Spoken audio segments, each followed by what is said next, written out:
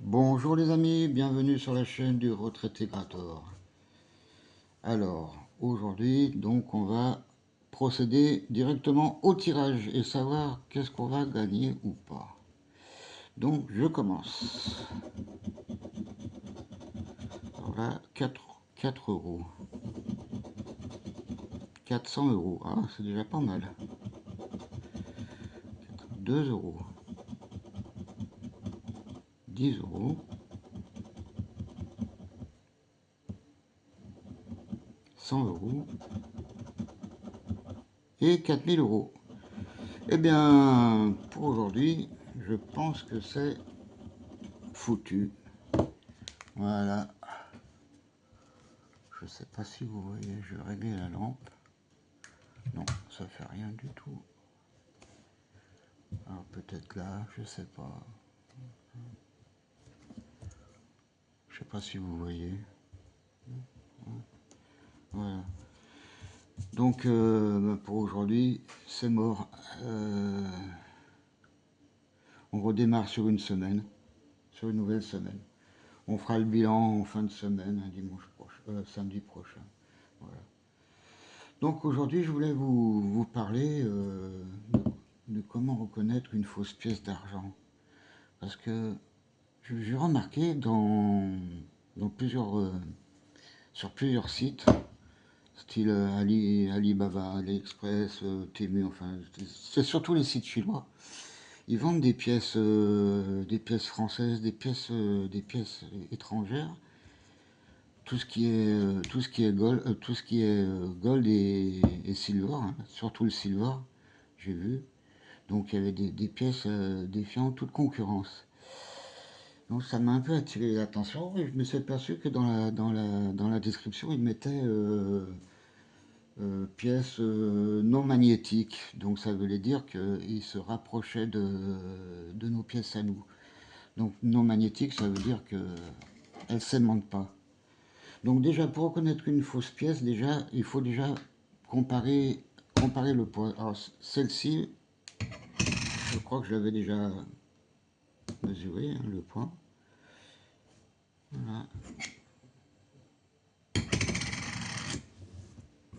Alors, non, c'est pas ça. En grammes, c'est pas ça. Voilà, en grammes. Ah bah d'accord. Bon, alors attendez, je réteins. Voilà, 30 grammes. Donc votre pièce, si vous avez acheté une pièce ou si vous avez fait une brocante, hein, voilà, une brocante, ou acheter une pièce à quelqu'un ou même à un marchand de pièces, parce qu'il ne faut pas faire confiance non plus à 100%. Il y a toujours des surprises, hein. Donc vous déjà vous vous basez sur le poids. Donc la pièce, elle doit faire 30 grammes. Alors bien sûr, il y a des faussaires. Ils vont vous faire une pièce à 30 grammes. Ils vont mettre une pellicule d'argent dessus et puis mettre un métal non aimanté dedans. Et voilà, le tour est joué. Donc en fait, alors déjà vous avez le test du poids.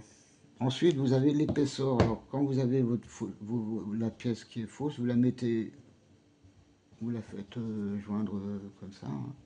Vous la mettez à côté d'elle et vous comparez si vraiment il y a une différence. Ou alors vous la mesurez au pied à coulisse si vous avez un pied à coulisse. Voilà.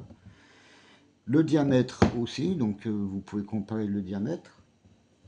Et puis alors le test à l'aimant. Alors le test à l'aimant, vous achetez un aimant rectangulaire à peu près de cette dimension et vous faites glisser votre pièce sur l'aimant.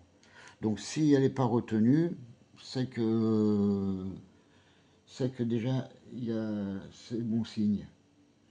Et après le dernier test, c'est le test à l'acide. Voilà, le test à l'acide. Parce que là aussi, c'est sans appel là, le test à l'acide là quand même. Ben c'est ce que dont se servent les gens qui vous vendent les pièces, hein, les agences ou les numismates, voilà, les magasins de pièces. Voilà. Donc, si vous avez un doute, faites tous ces tests et puis dites-moi si vous avez trouvé des fausses pièces ou des vraies pièces. Alors, n'oubliez pas, hein, toujours le pouce, le commentaire, enfin bon, tout le soin. Voilà. Et puis, je vous souhaite une bonne journée et à demain.